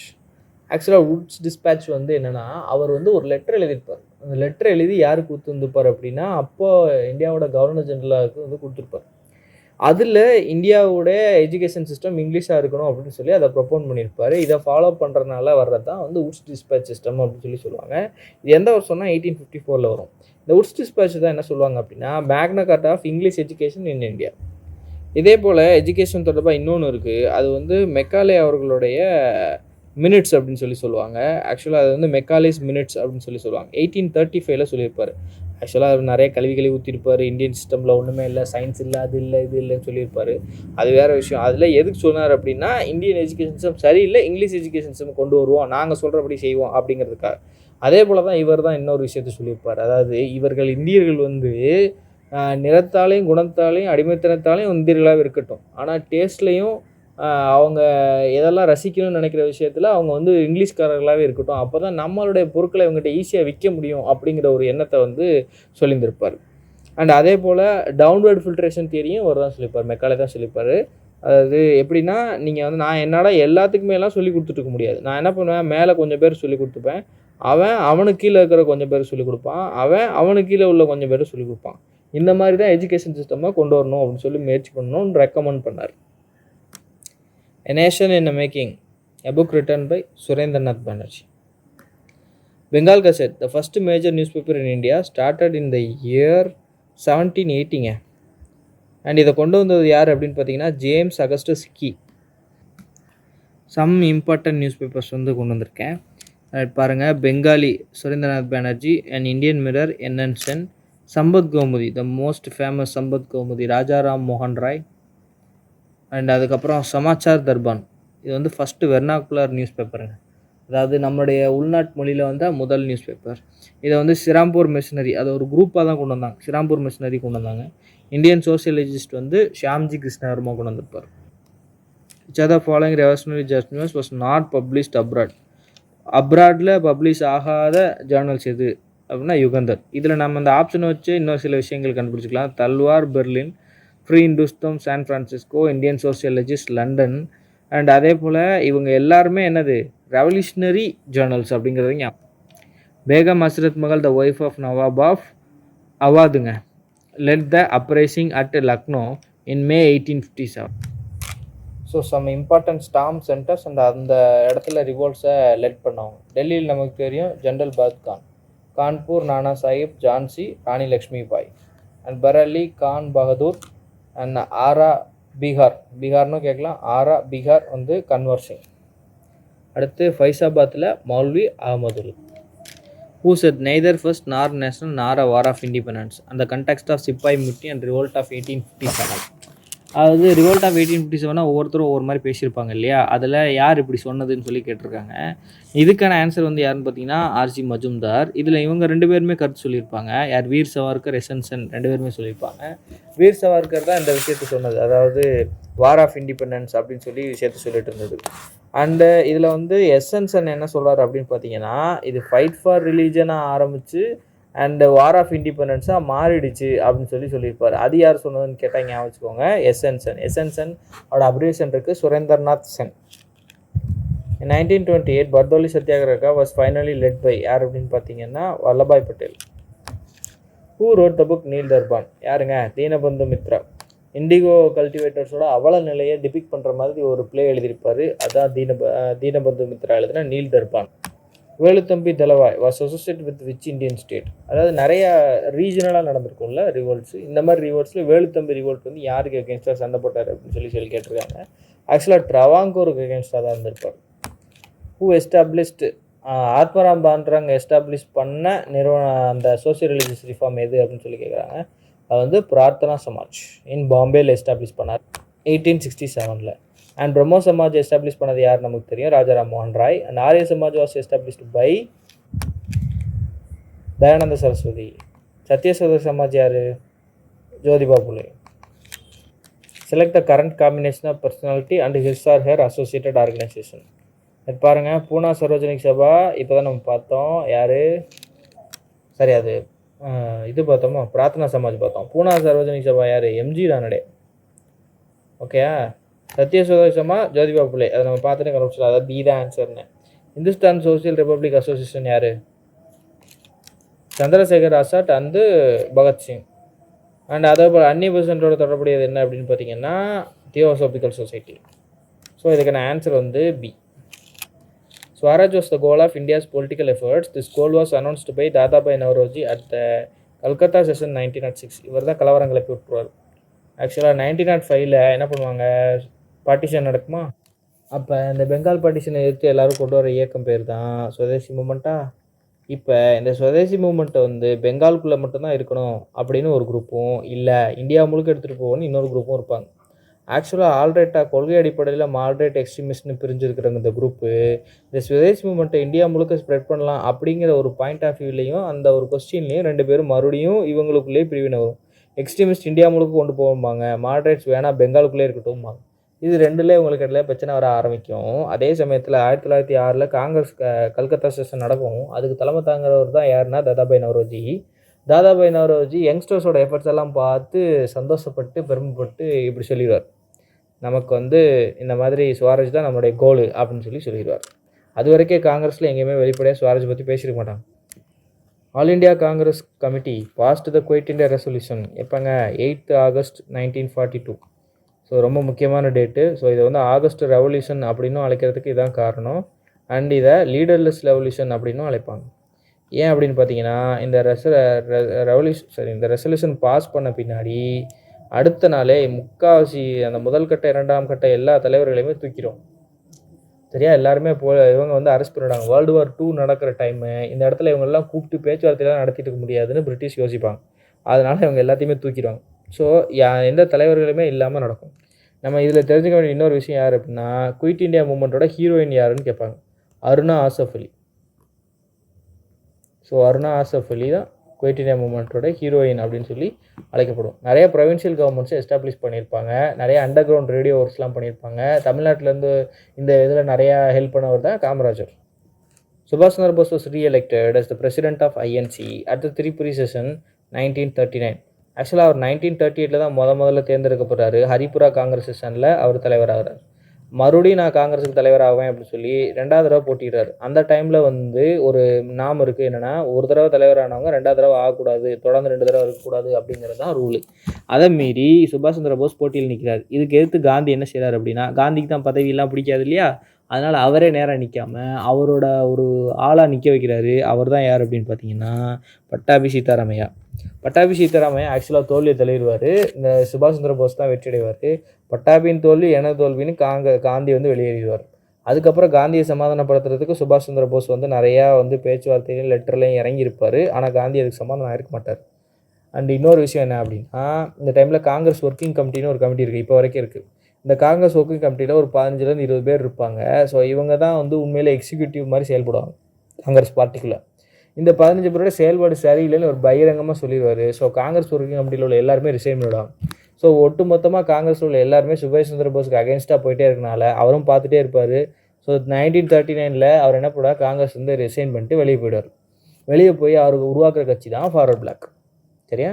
அவர் என்ன தான் வெளியில் போயிருந்தாலும் 1940 ஒரு விஷயம் வரும், அதான் இண்டிவிஜுவல் சத்தியாகிரகா, தனிநபர் சத்தியாகிரகா அப்படின்னு சொல்லி ஒரு சத்தியாகிரகா வரும். இந்த சத்தியாகிரகாவில் சுபாஷ் சந்திர போஸ் கலந்துட்டுருப்பார். ஸோ நம்ம 1939 அவர் போயிட்டாரே அப்படின்னு யோசிக்கக்கூடாது. 1940 இண்டிவிஜுவல் சத்தியாகிரகா வரும். அது எதுக்காக வரும் அப்படின்னு பார்த்தீங்கன்னா, ஆகஸ்ட் ஆஃபர்னு ஒன்று சொல்லுவாங்க. அந்த ஆகஸ்ட் ஆஃபரை எதிர்த்து கொண்டு வருவாங்க. ஸோ ஆகஸ்ட் ஆஃபரில் என்ன சொல்லியிருப்பாங்க அப்படின்னா, இந்தியா நீங்கள் ரொம்ப நாளாகவே கான்ஸ்டியூஷன் அசம்பிளி கேட்டுட்ருக்கீங்கல்லப்பா, உங்களுக்கு நான் கான்ஸ்டியூஷன் அசம்பிளி கொடுக்குறேன்ப்பா, நீ அவ்வளோ நல்லவன் கிடையாது, கான்ஸ்டியூஷன் அசம்பிளிலாம் கொடுக்க மாட்டியே அப்படின்னு நம்ம யோசிச்சா, இல்லை நம்ம ஆஃப்டர் வார், போருக்கு பின்னாடி நான் கொடுக்குறேன்ப்பா அப்படின்னு சொல்லி சொல்லுவாங்க. போருக்கு பின்னாடி நீயே இருப்பியா இல்லையான்னு தெரியாது, என்ன விளையாடுறியா அப்படின்னு சொல்லி இந்தியர்கள் வந்து கோவப்பட்டு அதுக்கு ஆற்றின எதிர்வினை தான் இண்டிவிஜுவல் சத்தியாகிரகம். ஸோ இதில் சுபாஷ் Chandra Bose கலந்துட்டுருப்பார். In which annual session did the Indian National Congress declare its commitment to பூர்ண ஸ்வராஜ். பூர்ண ஸ்வராஜ், பூர்ணானா கம்ப்ளீட், ஸ்வராஜ்னா இண்டிபெண்டன்ஸ். அப்போ பூர்ண ஸ்வராஜ்னா என்னென்னா கம்ப்ளீட் இண்டிபெண்டன்ஸ். எனக்கு நானே இண்டிபெண்டன்ஸ் வச்சுக்கிறது தான் இந்த பூர்ண ஸ்வராஜ் சொல்யூஷன். அது எதுக்கு அப்படின்னு பார்த்தீங்கன்னா, நம்ம நிறைய நம்ம டிமாண்ட்ஸை வச்சுக்கிட்டே இருப்போம், அவன் கேட்க மாட்டான். நீ கேட்கல அப்படின்னா எனக்கு நானே இண்டிபெண்டன்ஸ் விட்டுப்பேன்டா அப்படின்னு சொல்லி நம்ம போட்டது தான் இந்த இது நம்ம எப்போ செலிப்ரேட் பண்ணிப்போம் அப்படின்னா, ஜனவரி 26, 1930 தான் செலிப்ரேட் பண்ணியிருப்போம். ஆனால் கேள்வி என்ன அப்படின்னா, இந்த ரெசல்யூஷன் எப்போ பாஸ் பண்ணாங்கன்றது தான் கேள்வி. ஆக்சுவலாக 1929 லாகூர் செஷனில் தான் இது பாஸ் பண்ணியிருப்பாங்க. இதோட தலைவராக இருந்தது வந்து ஜவஹர்லால் நேரு. ஸோ இதை அடிக்கடி கேட்டிருக்காங்க. பூர்ண சொல்யூஷன் இப்போ ஸ்வராஜ் ரெசல்யூஷன் பாஸ் பண்ணும்போது காங்கிரஸ் கட்சியோட தலைவராக இருந்தவர் யார் அப்படின்னு சொல்லி கேட்பாங்க. அது யார் அப்படின்னு பார்த்தீங்கன்னா Jawaharlal Nehru. Karachi session of Indian National Congress was held in 1931. It was presided over by Sardar Vallabhbhai Patel. ரொம்ப முக்கியமானது. மொதல் விஷயம், அது சர்தார் வல்லபாய் பட்டேல் தலைமை தாங்கினது. 2வது விஷயம் என்ன அப்படின்னு பார்த்தீங்கன்னா, இந்த இடத்துல காந்திக்கு கருப்பு கொடி கட்டிருப்பாங்க, பிளாக் ஃபிளாக் கட்டியிருப்பாங்க. எதுக்காக அப்படின்னு பார்த்தீங்கன்னா, இந்த டயத்தில் தான் கொஞ்ச நாளைக்கு முன்னாடி பகத்சிங் மாதிரியான அந்த தீவிரவாதிகள் இருப்பாங்கல்ல, ரெவல்யூஷனரிஸ் இருப்பாங்கல்ல, அவங்களாம் தூக்கில் போட்டிருப்பாங்க. ஸோ இந்த தூக்கில் போடுறதுக்கு காந்தி என்ன பண்ணார்னா, ரவுண்ட் டேபிள் கான்ஃபரன்ஸில் கலந்துக்க சொல்லி வந்து காந்தியை சமாதானப்படுத்தும் போது, காந்திக்கும் அப்போ இந்தியாவுடைய கவர்னராக இருந்த வைஸ்ராயாக இருந்த இர்வினுக்கும் ஒரு ஒப்பந்தம் வரும். அந்த ஒப்பந்தம் பேர் தான் காந்தி இர்வின் ஒப்பந்தம். இந்த ஒப்பந்தத்தில் காந்தி வைக்கிற கோரிக்கை என்ன அப்படின்னு பார்த்தீங்கன்னா, எல்லா பொலிட்டிக்கல் பிரிசனர்ஸையும் ரிலீஸ் பண்ணணும் அப்படிங்கிறது தான். இதில் இர்வின் என்ன சொல்லிடுவார் அப்படின்னு பார்த்தீங்கன்னா, எல்லா பொலிட்டிக்கல் பிரிசனர்ஸையும் இவங்களை ரிலீஸ் பண்ண முடியாது, ரொம்ப தீவிர வயலன்ஸில் ஈடுபட்டுருக்கிறவங்கள நாங்கள் ரிலீஸ் பண்ண மாட்டோம், மீதி எல்லாத்தையுமே நாங்கள் ரிலீஸ் பண்ணிடுறோம்னு சொல்லி மீதி எல்லாத்தையுமே ரிலீஸ் பண்ணிவிடுவார். இதில் காந்தி நினச்சிருந்தா பகத்சிங்கை காப்பாற்றிருக்கலாம் அப்படின்னு பஞ்சாப் சேர்ந்த மக்களுக்கு வந்து ஒரு எதிர்ப்பு, சரியா, காந்தி மேலே ஒரு அதிருப்தி. அந்த அதிருப்தியை இதில் காட்டியிருப்பாங்க. 3வது முக்கியமான விஷயம் என்ன அப்படின்னு பார்த்தீங்கன்னா, அடிப்படை உரிமைகளுக்காக ஒரு தீர்மானம் நிறைவேற்றிருப்பாங்க. சரியா, ஃபண்டமெண்டல் ரைட்ஸ்க்காக ஒரு தீர்மானம் நிறைவேற்றிருப்பாங்க. அதுவும் ரொம்ப இம்பார்ட்டன்ட். அது ஏன் கராச்சி காங்கிரஸ் செஷனில் காட்டினாங்கன்னா, அது இமீடியட்டாக நடக்கும். அது ஒரு வாரம் 2 வாரம் கிராப்லேயே நடக்கும். Where did Mahatma Gandhi preside over the annual session of the Indian National Congress for the first and last time? And எப்போ வந்து காந்தி முதலும் கடைசியுமா வந்து காங்கிரஸ் கட்சிக்கு தலைமை தாவிச்சிருந்தார்? பெல்காமில் நடந்திருக்கும். 1924 நடந்திருக்கும். சரியா? 1924 நடந்த காங்கிரஸ் செஷனுக்கு காந்தி தலைமை தாங்கியிருப்பார். அதான் முதல்ல தலைமை தாங்கினதும் அதுதான், கடைசி தடவை தலைமை தாங்கினதும் அதுதான். Which of the following Indian National Congress sessions was the national anthem sung for the first time? தேசிய கீதம் எப்போது முதல்ல பாடப்பட்டது? 1911 கொல்கத்தா செஷனில் தாங்க பாடியிருப்பாங்க. சூரத் செஷனில் நடந்தது 1907 என்ன சொல்லுவாங்க அப்படின்னா, சூரத் ஸ்பிளிட்னு ஒரு விஷயம் நடக்கும். சூரத் பிளவு அப்படிங்கிற ஒரு நிகழ்வு நடக்கும். இது எதை வச்சு வரும் அப்படின்னு பார்த்தீங்கன்னா, அந்த எக்ஸ்ட்ரீமிஸ்ட் மாட்ரேட்ஸ் கதை தான். எக்ஸ்ட்ரீமிஸ்ட்டுக்கும் மாட்ரேட்டுக்கும் நடந்த பஞ்சாயத்து 1905 பெங்கால் பார்ட்டிஷனை வச்சு பெருசாச்சுன்னு சொன்னல, சுதேசி மூமெண்ட்டை வச்சு பெருசாச்சுன்னு சொன்னல. பெங்கால் பார்ட்டிஷன் 1905, 1906 சுதேசி மூமெண்ட்டு, 1907 வந்து சூரத். ஸோ 1906 வந்து தாதாபாய் நவரோஜி என்ன சொல்லிவிடுவார், இந்த மாதிரி ஸ்வராஜ்னு சொல்லிவிடுவாரா. அண்ட் அதுக்கப்புறம் இந்த பிரச்சனை இன்னும் பெருசாகிட்டே இருக்கும். ஏற்கனவே அந்த நம்மளுடைய சுதேசி மூமெண்ட்டை வச்சு பெருசாக்கின பிரச்சனை ஸ்வராஜ்னு விட்ட பின்னாடி இந்த பிரச்சனை இன்னும் பெருசாக போயிட்டே இருக்கும். முடிவில் 1907 காங்கிரஸோட தலைவராக யார் இருக்கிறது அப்படின்னு ஒரு சண்டை வரும். அந்த சண்டையில் நடக்கிறது தான் இந்த சூரத் ஸ்பிளிட்டு. சரியா? இந்த சூரத் ஸ்பிளிட்டுக்கு அப்புறம் அது வரைக்கும் கம்முன்னு இருந்திருப்பாங்க பிரிட்டிஷ்காரங்க. இந்த சூரத் ஸ்பிளிட் நடந்த பின்னாடி குறி வச்சு எக்ஸ்ட்ரீமிஸ்ட்டை பூரா அட்டாக் பண்ணுவாங்க. எக்ஸ்ட்ரீமிஸ்ட்டை பூரா தூக்கி அரெஸ்ட் பண்ணிவிடுவாங்க. இதில் அரெஸ்ட் ஆனவர் தான் யார் அப்படின்னு பார்த்தீங்கன்னா, நம்மளுடைய பாலகங்காதர திலகர். பிஜிடின்னு என்னது, பார்டர் கவாஸ்கர் டிராஃபின்னு சொல்லக்கூடாது, கொண்டே விடுவேன். பாலகங்காதர திலகர். சரியா? அவர் என்ன பண்ணிடுவாங்க அப்படின்னா, அரெஸ்ட் பண்ணி மேண்டலே ஜெயிலில் போட்டுருவாங்க. மேண்டலே, இந்த நண்பன் படத்தில் சொல்லுவாங்கல்ல, மேண்டலே அப்படின்னு சொல்லுவாங்கல்ல, அதான் மேண்டலே, மியான்மரில் இருக்குது. சரியா? 6 வருஷம் ஜெயிலில் போட்டுருவாங்க. 1908 1914 வரைக்கும் அவர் எங்கே இருக்காருன்னா அந்த ஜெயிலில் தான் இருக்கார். கோயின்சிடென்டலாக அவர் ரிலீஸ் ஆகி வர டைம் ஃபஸ்ட்டு வேர்ல்டு வார் நடக்கும்.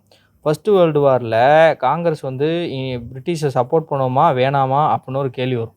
இதுக்கு 3 விதமான பதில் சொல்லுவாங்க. முதல்ல என்ன சொல்லுவாங்கன்னா, நாம் சப்போர்ட் பண்ணணும்னு காங்கிரஸை சேர்ந்த மாடரேட்ஸ் எல்லாம் முடிவு பண்ணிடுவாங்க. எக்ஸ்ட்ரீமிஸ்ட் எல்லாருமே பாலகங்காதர தலைமையில் என்ன செய்வாங்கன்னா, நம்ம சப்போர்ட் பண்ணுவோம், சப்போர்ட் பண்ணால் நமக்கு நல்லது நினைக்கும், தப்பாக நினச்சிட்டு சப்போர்ட் பண்ணிடுவோம். இதில் இன்னொரு குரூப் இருக்குது, அவங்க தான் ரெவல்யூஷனரிஸு. இவனுக்கு சப்போர்ட் பண்ணுறது நம்ம அப்படின்னு சொல்லிட்டு அவங்க என்ன நினைக்கிறாங்கன்னா, இதுதான் சரியான சான்ஸு, இவனை அடித்து துரத்தி, அவன் ஆல்ரெடி நெருக்கடியில் இருக்கான், இவனை நம்ம அடித்து துரத்துறதுக்கு இதுதான் சரியான தருணம் அப்படின்னு சொல்லி சண்டை போட ஆரம்பித்தாங்க ஃபஸ்ட்டு வேர்ல்டு வாரில். ஸோ அதனால தான் ஃபஸ்ட்டு வேர்ல்டு வார் டைமில் ரெவல்யூஷனரியோட ஆக்டிவிட்டீஸ் வந்து ரொம்ப தீவிரமாக நடந்திருக்கும். ஜிம்மர்மேன் பிளானு, அப்புறம் அந்த மாதிரி நிறையா நடக்கும். அங்கே சான் ஃப்ரான்சிஸ்கோவில் கதார் பார்ட்டி அது இதுன்னு நிறைய நடந்துக்கிட்டே இருக்கும். அதுக்கு இதுதான் ஒரு காரணம். அண்ட் 1916 அண்ட் லக்னோ பேக்ட் நடக்கும். இந்த லக்னோ பேக்ட் வந்து 2 விஷயம் இருக்கும். ஒன்று, மாட்ரேட்ஸு ப்ளஸ் எக்ஸ்ட்ரீமிஸ்ட் வந்து திருப்பி வந்துடுவாங்க. எக்ஸ்ட்ரீமிஸ்ட்டை வந்து மாட்ரேட்ஸ் வந்து சேர்த்துப்பாங்க. அண்ட் அதே போல் முஸ்லீம் லீக்கும் காங்கிரஸும் நம்ம 2 பேரும் ஒன்றா சேர்ந்து செயல்படுவோம் அப்படின்னு ஒரு முடிவுக்கு வருவாங்க. ஸோ இதுதான் வந்து Lucknow pact. Who was the first Indian woman to preside over Indian National Congress? So Indian National காங்கிரஸை ப்ரிசைட் பண்ண ஃபஸ்ட்டு இந்தியன் உமன் கேட்குறாங்க. ஸோ ஃபஸ்ட் எடுத்தோன்னு அன்னி பெசன்ட் வச்சுருக்காங்க பாருங்கள். வேகமாக பார்த்துட்டு அன்னி பெசனை போட்டு போயிடும், அதனால தான் வச்சுருக்காங்க. சரோஜினி நாயுடு. இந்தியன் உமன்ற வார்த்தை இல்லைன்னா யார் தான் வருவாங்கன்னா அன்னி பெசன்ட் தான் வருவாங்க. When was the partition of Bengal happen? 1905 தான் நடந்துச்சு. October 16 தான் பார்ட்டிஷன் ஆஃப் பெங்கால் நடந்துச்சு. அண்டு இந்த பார்ட்டிஷன் ஆஃப் பெங்காலை நடத்தி காட்டின வைஸ்ராய் யார் அப்படின்னு பார்த்தீங்கன்னா, லார்டு கர்சன். அந்த நல்ல காரியத்தை பண்ணது இவர் தான், லார்டு கர்சன். 1903 அனௌன்ஸ் பண்ணி 1905 கொண்டு வந்தாங்க. இவங்க அதுக்கு சொன்ன ரீசன் என்ன, அட்மினிஸ்ட்ரேட்டிவ் ரீதியாக பெங்கால் வந்து ரொம்ப பெருசு, எங்களால் அதை நிர்வகிக்க முடியல, அதனால நாங்கள் 2ஆக பிரிக்கிறோம் அப்படின்னு சொன்னாங்க. ஆனால் உண்மையான காரணம் என்ன அப்படின்னா, அவங்க பிரித்ததுலேயே தெரிஞ்சு போச்சு, கிழக்கு பக்கம் இருந்தவங்க எல்லாருமே, அதாவது ஈஸ்ட் சைடு இருந்த எல்லாருமே முஸ்லீம் மெஜாரிட்டியாகவும், வெஸ்ட் சைடு இருந்தவங்க எல்லாருமே இந்து மெஜாரிட்டியாகவும் மாற்றிட்டாங்க. ஸோ இதனால் அந்த பக்கம் இந்துஸ் மைனாரிட்டியாகவும் இந்த பக்கம் இஸ்லாம்ஸ் மைனாரிட்டியாகவும் வந்துட்டாங்க. இது அகெயின் பிரிட்டிஷோட டிவைட் அண்ட் ரூல் பாலிசி தான் நடந்துச்சு. இன்னொன்று, இந்த பெங்காலை பிரிக்கிறதுக்கு இன்னொரு காரணம் என்ன அப்படின்னு பார்த்தீங்கன்னா, பெங்கால் தான் நம்ம இந்தியன் நேஷனல் மூமெண்ட்டோட நர்வ் சென்டராக இருந்துச்சு. ஸோ எல்லா முக்கியமான விஷயங்களும், பெரிய பெரிய விஷயங்களும் எங்கேருந்து ஆரம்பிச்சிச்சுன்னா பெங்காலில் தான் ஆரம்பிச்சு. ஸோ அங்கே ஒற்றுமையாக இருக்கிற வரைக்கும் எதுவுமே நம்ம பண்ண முடியாதுன்னு சொல்லி அங்கே உடைக்கணும்னு பிளான் பண்ணி பண்ணது தான் இந்த Bengal partition. Who among the following resisted the demand of the formation of Pakistan? So யார் அப்படின்னு பார்த்தீங்கன்னா, கான் அப்துல் காஃபர் கான். இவரை ஃப்ரான்டியர் காந்தி அப்படின்னு அழைக்கிறாங்க. இவர் ரெட் ஷர்ட்ஸ் அப்படின்னு சொல்லி ஒரு குரூப் வச்சுருந்தார். குதை கிட்மாக்கர்ஸ் அப்படின்னு சொல்லி ஒரு குரூப் வச்சுருந்தார். இவர் வந்து பலுச்சிஸ்தானை சேர்ந்தவர். ஸோ இவர் வந்து இந்தியா பிளவுபடுறது, பாகிஸ்தானாக பிளவுபடுறது நல்லதில்லை அப்படின்னு சொல்லி நிறைய எதிர்ப்புகளை தெரிவிச்சுட்டு வந்தார். அதே போல் இந்தியா பிரிவினைக்கு எதிர்ப்பு தெரிவித்து பலுச்சிஸ்தான் பக்கம் நிறையா வந்து முன்னேற்றங்கள், நிறையா இந்த மாதிரி சத்தியாகிரகங்கள்லாம் நடத்திட்டு இருந்தார். ஸோ அதனால் இவர் வந்து ஃப்ரான்டியர் காந்தி அப்படின்னு சொல்லி அழைக்கிறாங்க. இந்த பிரச்சனை இன்றைக்கி வெளிப்படுது. பலுச்சிஸ்தான் வந்து என்ன சொல்கிறாங்க, நாங்கள் வந்து பாகிஸ்தானே கிடையாது, இப்போ வந்து இண்டிபெண்டன்ட் விட்டதாக சொல்லி சண்டை போட்டுட்ருக்காங்க. பார்த்தீங்களா, பலுச்சிஸ்தான், அந்த பலுச்சிஸ்தானை சேர்ந்தவர் தான். Name the Punjabi Muslim who was a student at Cambridge and who coined the term Pakistan in 1933. அந்த நல்ல காரியத்தை பார்த்தவர் சௌத்ரி ரஹமத் அலி. இவர் வந்து எப்படி கிரியேட் பண்ணார் அப்படின்னா, பஞ்சாப், ஆப்கானிஸ்தான், காஷ்மீர், சிந்து அண்ட் அதுக்கப்புறம் பலுச்சிஸ்தானில் உள்ள டான் எல்லாத்தையும் சேர்த்து பாகிஸ்தான் அப்படின்னு சொல்லி அவர் தான் கிரியேட் பண்ணார். ஸோ பாகிஸ்தான் வேணும்னு சொல்லி ஒரு ரெசல்யூஷன் பாஸ் பண்ணியிருப்பாங்க. முஸ்லீம் லீக் பாஸ் பண்ணியிருப்பாங்க, காங்கிரஸ்னு நினைக்கக்கூடாது, முஸ்லீம் லீக் பாஸ் பண்ணியிருப்பாங்க. அது எந்த வருஷம் பாஸ் பண்ணாங்கன்னா 1940. அண்ட் எங்கே வச்சு பாஸ் பண்ணாங்க அப்படின்னா லாகூர் செஷனில். சரியா, எந்த செஷனில் முஸ்லீம் லீக் தங்களுடைய பாகிஸ்தான் கோரிக்கைக்கான தீர்மானத்தை நிறைவேற்றினாங்கன்னு கேட்பாங்க. சரியா, in which session and Muslim League passed the Pakistan resolution என்ன அப்படின்னா லாகூர் செஷன் தான். எந்த வருஷம்னா 1940. Who observed the பிரத்யக்ஷ் காரியவாஹி திவாஸ், திவாஸ்னா டேன்னு நமக்கு தெரியும், ஆன் 16th August 1946. அவங்க டேட்டு கொடுக்கலன்னா கூட கன்ஃபியூஸ் ஆகிருப்போம். டேட் கொடுத்துட்டாங்க 16th August 1946. என்னங்க நடந்துச்சு, டைரக்ட் ஆக்ஷன் டே.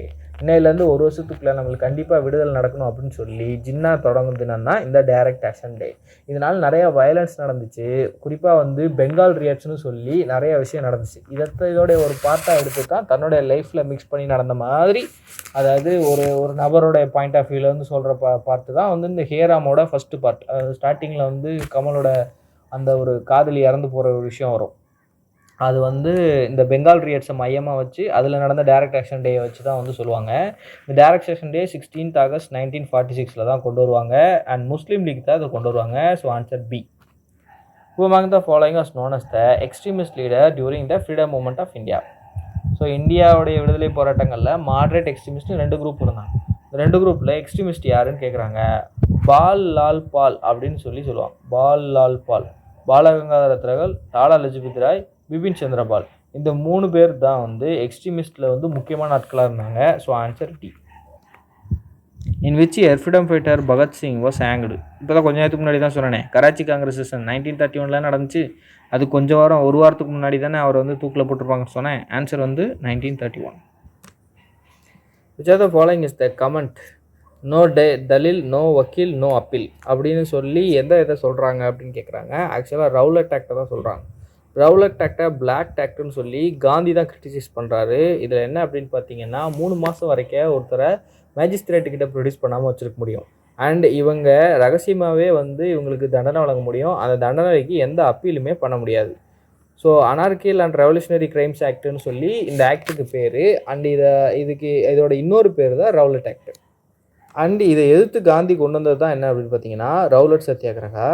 இந்த ரவுலட் சத்தியாகிரகா வந்து 1919 லான்ச் பண்ணாங்க. பட் அந்த டைமில் இந்த நான் வயலன்ஸு, இந்த சத்தியாகிரகா, இந்த கான்செப்ட்லாம் மக்கள் மத்தியில் அதிக பிரபலம் அடையலை. ஸோ காந்தி மேலே ஒரு பேர் மட்டும் இருந்துச்சு. பட் காந்தி சொல்ல வந்த கொள்கைகள்லாம் மக்களுக்கு புரியலை, அதை பின்பற்றுறதுக்கு தெரியலை. மக்கள் ஆக்சுவலாக தெரியலை, இது இக்னோரன்ஸ். அப்போ மக்கள் வந்து வழக்கமாக இந்த மாதிரி போராட்டங்கள் இறங்கும் போது போராட்டங்கள் வந்து கைகலப்பு வன்முறையாகுது. நிறைய இடங்களில் வன்முறை சம்பவங்கள் நடக்குது. இதில் குறிப்பாக முக்கியமான நடந்த வன்முறை சம்பவங்கள் தான் என்னென்னா ஜாலியன் வாலாபாக் மசாக்கர். ஜாலியன் வாலாபாக் மசாக்கர் நடந்ததுக்கு இவங்க பேசப்படுறதுக்கு காரணம் என்ன அப்படின்னு பார்த்தீங்கன்னா சத்யபால் மாலிக் அண்டு சைபுதீன் கிச்லு அப்படின்னு 2 பேர் இருக்காங்க. இவங்க 2 பேரையும் வந்து அரெஸ்ட் பண்ணிட்டாங்க. ஸோ இவங்க 2 பேரை அரெஸ்ட் பண்ணதுக்கு எதிராக என்ன பண்ணுறாங்கன்னா மக்கள் பைசாகி தினத்தன்னைக்கு ஒரு இடத்துல கூடுறாங்க. அண்டு அதே நேரத்தில் பைசாகி தினத்தை கொண்டாடுறதுக்காகவும் ஒரு இடத்துல கூடுறாங்க. அந்த இடம் கூடின இடம் தான் ஜாலியன் வாலாபாக். இந்த ஜாலியன் வாலாபாக்கில் கர்ஃப்யூ அனௌன்ஸ் பண்ணியிருந்தாங்க. அந்த கர்ஃப்யூ வந்து மீறி இவ்வளோ பேர் கூட்டியிருக்கீங்கன்னு சொல்லி ஜென்ரல் ஓ டயருங்கிற ஒருத்தர் வந்து ஓப்பன் ஃபயர் பண்ணிட்டார். இதில் நிறைய பேர் வந்து பாதிக்கப்பட்டாங்க, நிறைய பேர் இறந்து போனாங்க. ஸோ இதுக்கான டேட்டு கேட்பாங்க, ஏப்ரல் 13, 1919. ஸோ இதுதான் அதோடைய டேட்டு, ஜாலியன் வாலாபாக் மசாக்கர் நடந்த டேட்டு. ஸோ இதை எடுத்து காந்தி தான் வாங்கியிருந்த கைசரி ஹிந்த் அப்படின்னு சொல்லி ஒரு பட்டம் கொடுத்துருப்பாங்க. அந்த பட்டத்தை வந்து திருப்பி கொடுத்துருவார் பிரிட்டிஷ்க்கு. அண்ட் அதுக்கப்புறம் ரவீந்திரநாத் தாகூர் நைட்வுட் பட்டத்தை வந்து திருப்பி கொடுத்துருவார்.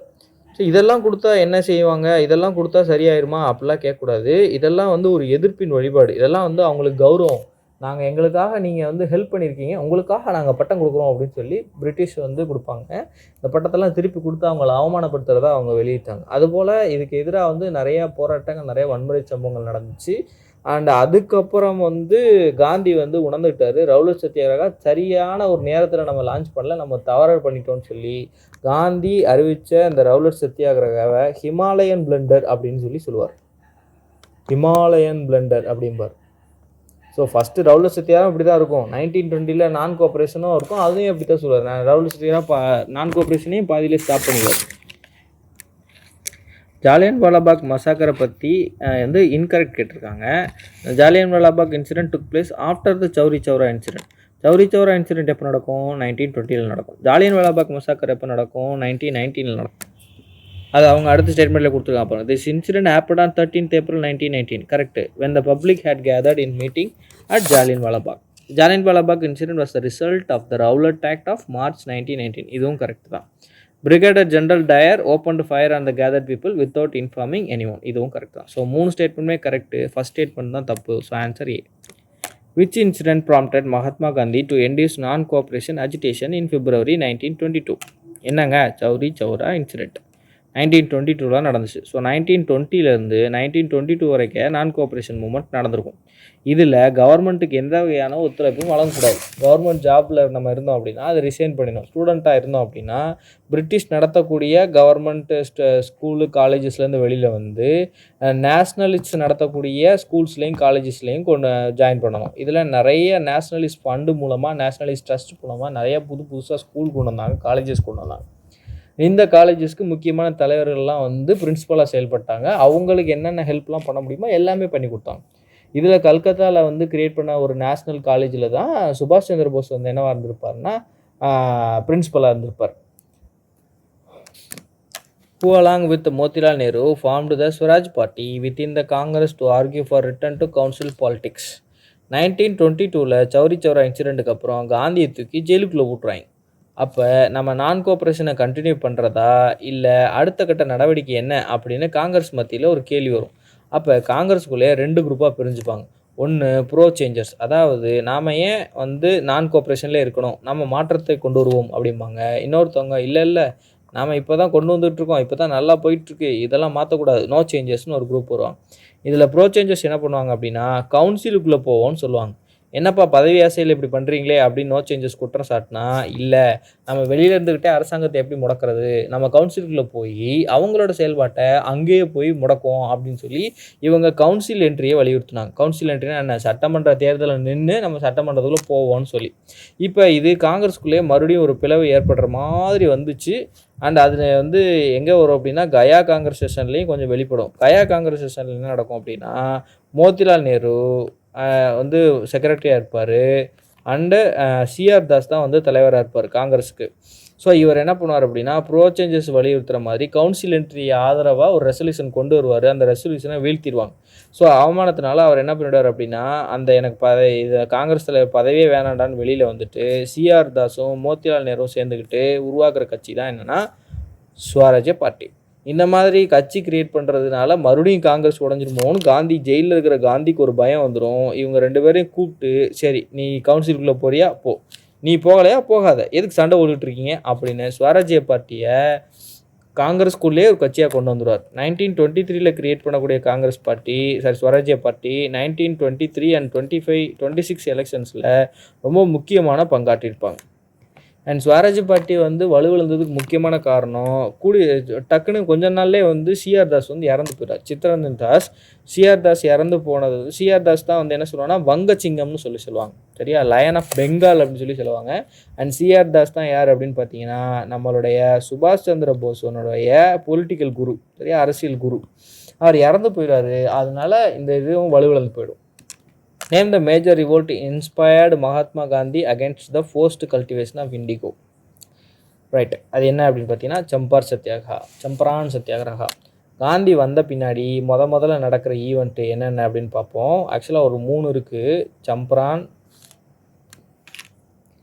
ஸோ ஸோ இது 1917, இது 1918, இதுவும் 1918.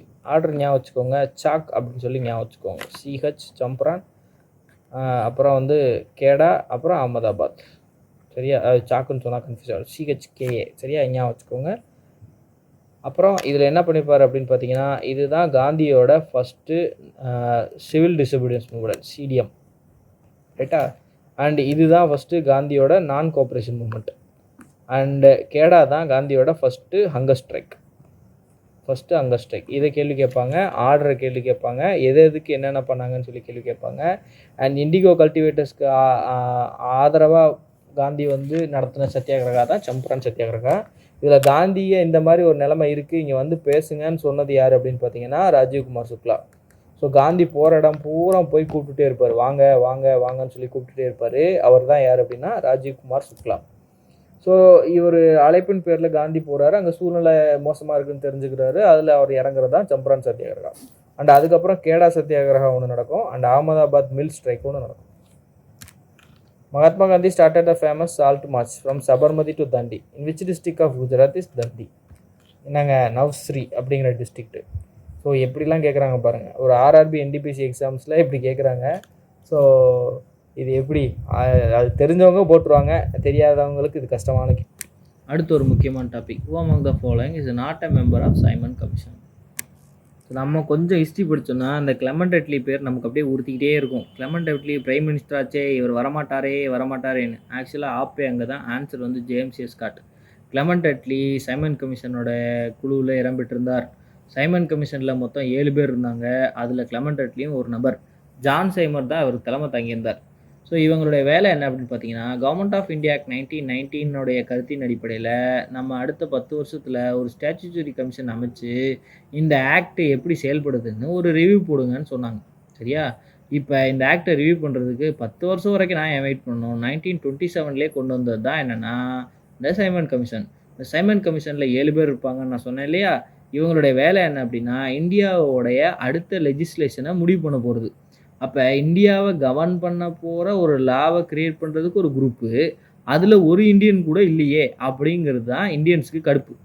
அப்போ அந்த கடுப்பு எதிர்த்து போராட்டம் பண்ணது தான் சைமன் கமிஷன் அஜிடேஷன் அப்படின்னு சொல்லி காந்தி கொண்டு வந்தார்.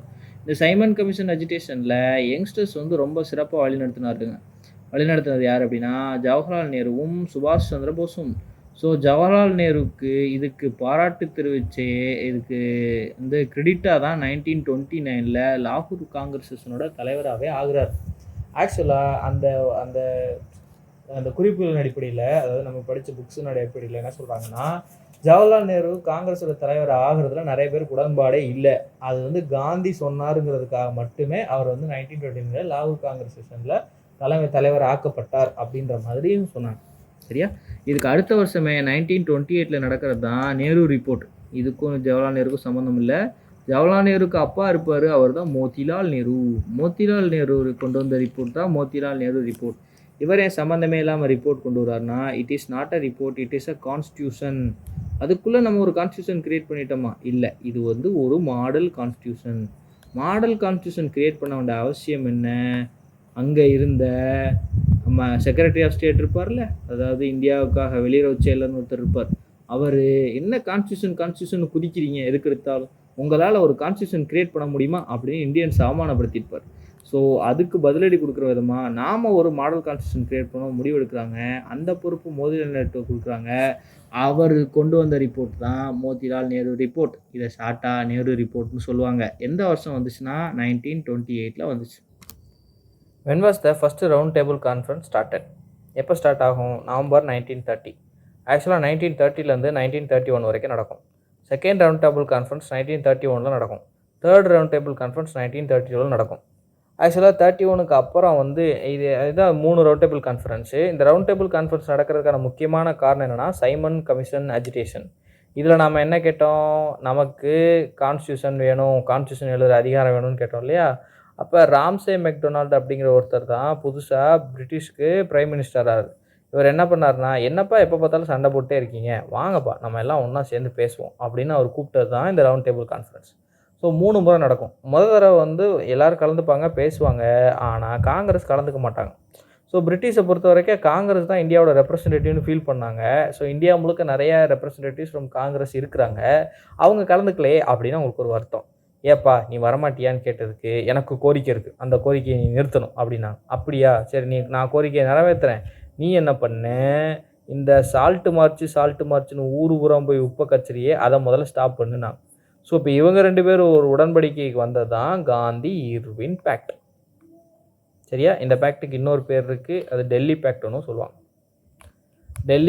சொல்லுவாங்க. இதன் அடிப்படையில் செகண்ட் ரவுண்ட் டேபிள் கான்ஃபரன்ஸில் காங்கிரஸ் கலந்துக்கிறதுக்கு ஒத்துக்கிட்டாங்க. ஸோ காந்தி போவார், காந்திக்கு சப்போர்ட்டுக்கு சரோஜினி நாயுடு உட்பட நிறையா பேர் காங்கிரஸ்லேருந்து போவாங்க. சரியா? காந்தி கலந்துக்கிட்ட ஒரே ஒரு round table conference second round table conference தான்.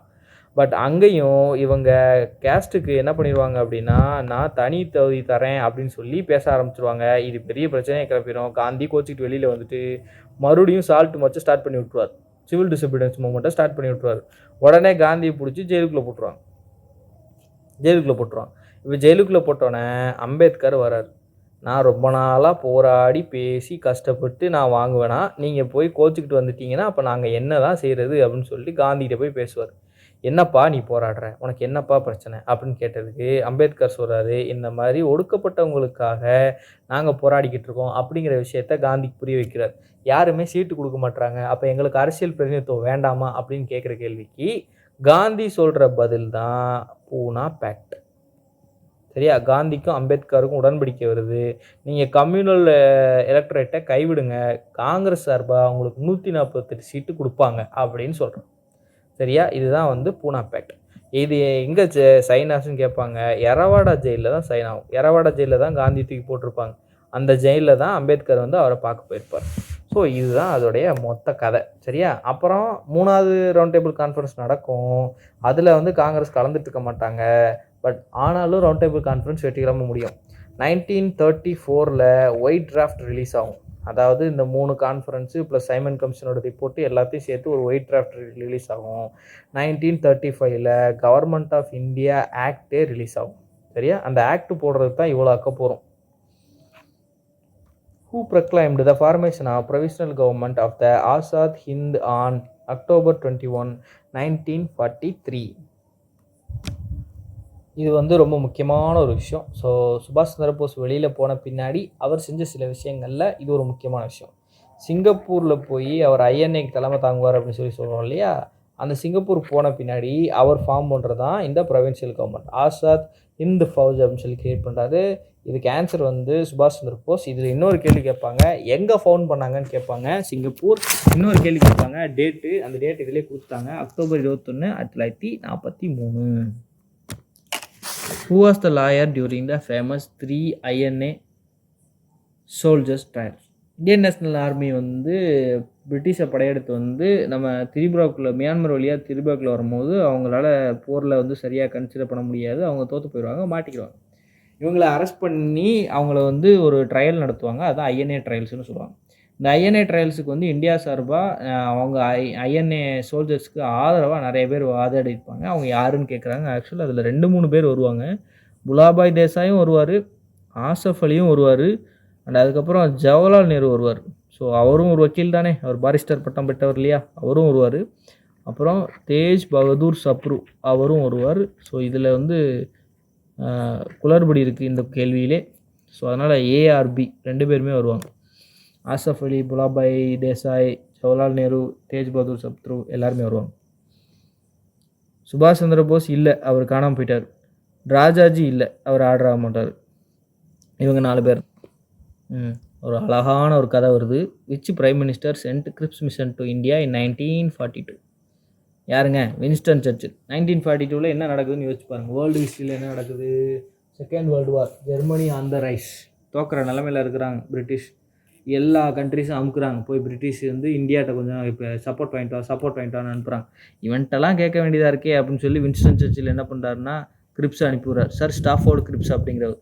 கிரிப்ஸ் யார் அப்படின்னா நம்ம ஜவஹர்லால் நேருவோட தோஸ்து, எல்லாம் ஒன்றா படித்தவங்க. ஸோ ஜவஹர்லால் நேருக்கு தெரியும் கிரிப்ஸை பற்றி.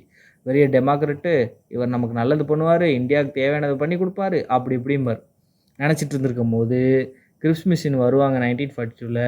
வந்துட்டு என்ன சொல்லுவார்னா, ஆகஸ்ட் ஆஃபரில் ஒரு ரிப்போர்ட் இருக்கும்ல, ஆகஸ்ட் ஆஃபரில் என்ன சொல்லியிருப்பாருங்க, இந்தியாவுக்கு வந்து கான்ஸ்டியூஷன் அசெம்பிளி தாரோம். ரொம்ப நாளாக கேட்குறீங்க, கான்ஸ்டியூஷன் அசெம்பிளி நாங்கள் தாரோம். எப்பப்பா? ஆஃப்டர் வார் அப்படின்னு ஒரு விஷயத்த சொல்லியிருப்பாங்க. அப்போவே டென்ஷன் ஆகிருப்பாங்க. ரைட்டா? முதல்ல சொல்லும்போதே டென்ஷன் ஆகிருப்பாங்க. என்னப்பா இப்படி பேசுகிறீங்க அப்படின்னு. இப்போ இவர் வந்துட்டு இந்தியாவை சுற்றி பார்த்துட்டு கடைசியில் ஆகஸ்ட் ஆஃபரில் சொன்னதை பேரை மட்டும் அடிச்சுட்டு கிரிப்ஸ் மிஷன்னு சொல்லி கொடுத்துட்டு போயிடுவார். அதாவது ஆகஸ்ட் ஆஃபரில் என்ன சொன்னாங்களோ அதே தான் இவரும் சொல்லுவார். இந்தியாவுக்கு கான்ஸ்டியூஷன் அசெம்பிளிப்பா, இன் ரிட்டன் நீங்கள் சப்போர்ட் பண்ணுங்கப்பா. கான்ஸ்டியூஷன் அசெம்பிளியா? இது எங்கேயோ கேட்ட மாதிரி இருக்கே. ஆமாம், ஆகஸ்ட் ஆஃபரில் வந்தது தான். என்ன சொல்ல வர்றீங்க? ஆமாம், கான்ஸ்டியூஷன் அசெம்பிளி ஆஃப்டர் வார். போருக்கப்புறம் நாங்கள் உங்களுக்கு அரசியல் பின்னை சபை ஏற்படுத்தி தரோன்னு சொல்ல கடுப்பாயிடுவாங்க. காந்தியே கோவப்பட்ட தருணம் அப்படின்னுவாங்கல்ல, அந்த மாதிரி காந்தியே கோவப்பட்டுருவார். என்ன சொல்லுவார்னா, போஸ்ட் டேட்டட் செக் அப்படின்னு சொல்லுவார். ஆக்சுவலாக இது ஒரு வார்த்தை மட்டும் சொல்ல மாட்டார், இது முன்னாடியும் இருக்கும். அதாவது ஒரு திவாலாகி கொண்டிருக்கக்கூடிய ஒரு வங்கியோட போஸ்ட் டேட்டட் செக், பின் தேதியிட்ட வங்கி. நாளைக்கு அந்த பேங்க் இருக்குமா இல்லையான்னு எனக்கு தெரியாது. நான் பின்னாடி தேதி போட்டு கொடுத்துருக்கேன். நான் இந்த செக்கை கொண்டு போய் யாருக்கிட்ட வாங்குறது காசு அப்படின்னு சொல்லி ஆரம்பிக்கிற பஞ்சாயத்து தான் குவைட் இந்தியா. போதும், பொறுத்தது போதும், பொங்கி எழும்போது வெளியே போங்கடா அயோக்கிய ராஸ்கல்களான்னு ஆரம்பிச்சதான் குவைட் இந்தியா மூமெண்ட். சரியா? காந்தியோட மிலிட்டன்ட் மூமெண்ட்டை வந்து மிலிட்டன்ட் மோட காட்டினதா புத்தகங்கள் வந்து பிரதிபலிக்கிறாங்க. அதுக்கு உதாரணமாக காந்தியோட டயலாகையே சொல்கிறாங்க. டூ ஆர் டை, ஒன்று செய் இல்லை செத்து தொலைஞ்சிரு அப்படிங்கிற மாதிரி காந்தி சொல்கிறாரு அப்படிங்கிற மாதிரி குறிப்பிட்றாங்க. இது காந்தியோட மிலிட்டன்ட் மோட வெளியிட்டிருக்குது அப்படின்ற மாதிரி. பீஸ்ட் மோடு மாதிரி காந்திக்குள்ளே ஒரு பீஸ்ட் மோடு இருக்குது. அதுதான் வந்து குவைட் இந்தியா மூமெண்ட். என்ன செஞ்சு என்ன பிரயோஜனம்? குவைட் இந்தியா ரெசல்யூஷன் பாஸ் பண்ணோன்னே எல்லாத்தையும் தூக்கி உள்ளே போட்டாங்க. உங்கள்கிட்டலாம் பேசிகிட்டு இருக்க முடியாது, எனக்கு நிறைய வேலை இருக்குன்னு பிரிட்டிஷ்காரங்க.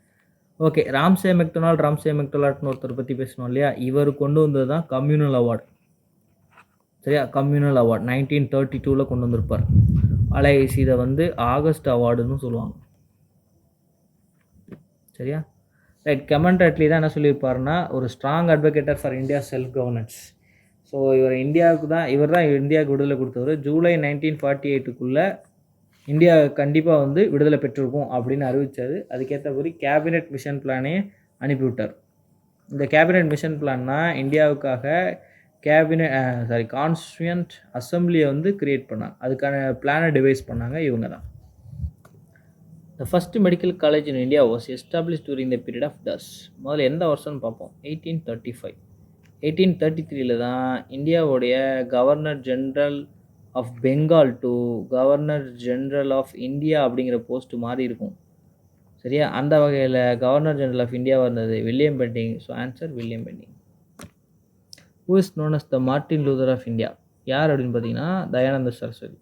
மார்ட்டின் லூதர் வந்து கத்தோலிக்க சர்ச்சோடைய ஆர்த்தடாக்ஸ் ப்ராக்டிசஸை வந்து எதிர்த்தவர். அதே போல் இந்தியாவில் இருக்கிற ஆர்த்தடாக்ஸ் ஹிந்து ப்ராக்டிசஸ் அண்ட் பிலீஃப்ஸை வந்து எதிர்த்தவர் தான் யார் அப்படின்னா தயானந்த சரஸ்வதி. 1875 இவர் ஃபவுண்ட் பண்ணது தான் ஆரிய சமாஜ். இவர் வந்து மூல் சங்கர்னு அழைக்கப்படுறாரு. அண்ட் இவர் எழுதின புக் வந்து சத்யார்த்த பிரகாஷ்.